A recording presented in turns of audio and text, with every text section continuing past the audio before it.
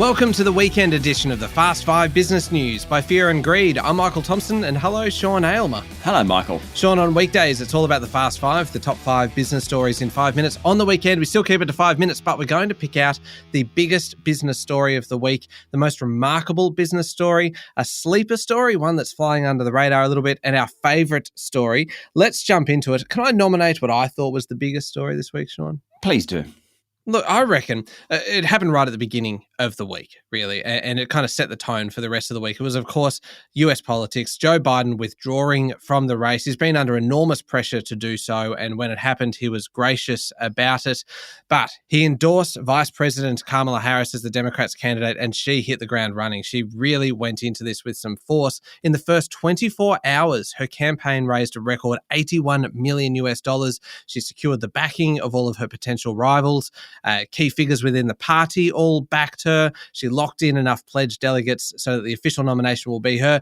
It reinvigorated the party for sure, but is it actually going to be enough? Because Donald Trump is still in front. He's taking a lot of momentum into the final few months of the campaign, united his party behind him, survived an assassination attempt, knocked Joe Biden out of the race. Really, Sean, what we are in for between now and November, when the election is held, is a whole lot of drama.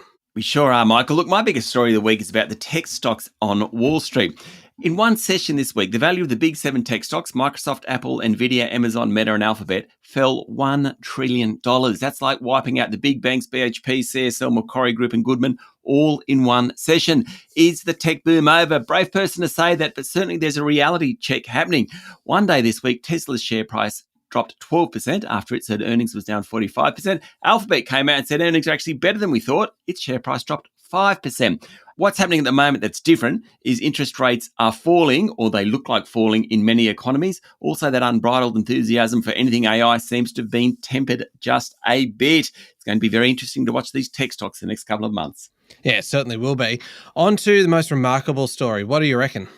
Oh, I love the Crown Estates report that came out this week. We're talking the Windsors here. Now, under King Charles III, the Windsors get just 12% of profit from Crown Estates. It used to be 25%, now 12%. That's about $132 million. Plenty of interesting stuff out of the Crown Estates annual report. The big jump in profit is basically because since 1964, the Crown Estate has laid claim to the UK's entire continental shelf, reaching hundreds of kilometres into the sea, and with it the right to grant permission to build offshore wind turbines. They've been doing that and raking in the cash ever since. The annual report also said the number of visitors to Buckingham Palace and Windsor Castle are back to almost pre-COVID levels. 2,300 engagements by family members last year. Incredible. Keep in mind, the King and Princess Catherine of Wales were unwell during that period too. They ended up with more than 27,000 get well messages. Also, Buckingham Palace said they're making progress on the goals to recruit a more diverse workforce, 11.4%. Their objective is 14%. Doesn't seem overly like a stretch target, Michael. It's quite remarkable, the finances of Crown Estates. Yeah, those numbers are just staggering. Sean, sleeper story, one that's kind of flying under the radar a little bit. It was a big week, this week for the regulators and ASIC in particular, I reckon, because ASIC was starting to bare its teeth. Pump and dump schemes. Really in its targets at the moment. A Telegram group called ASX Pump and Dump Group, ASIC, is going after it. 4 alleged ringleaders of the scheme have been charged with a number of offences, but ASIC says there are hundreds of members of this group attempting to manipulate the share prices of ASX-listed small caps, trying to push up the price through hype or misleading statements, then sell for a profit. But what we're seeing this week is ASIC showing that it's got teeth. They're also targeting insider trading, setting up a new team to see cases from investigation through to prosecution.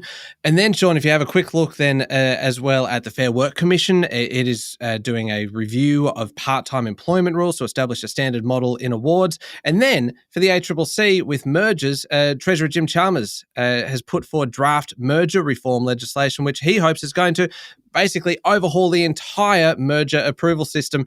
Bit of a sleeper story, really, but there was a lot happening in that space. Yeah, big week for regulators. Let me tell you my favourite story of the week. No surprises here.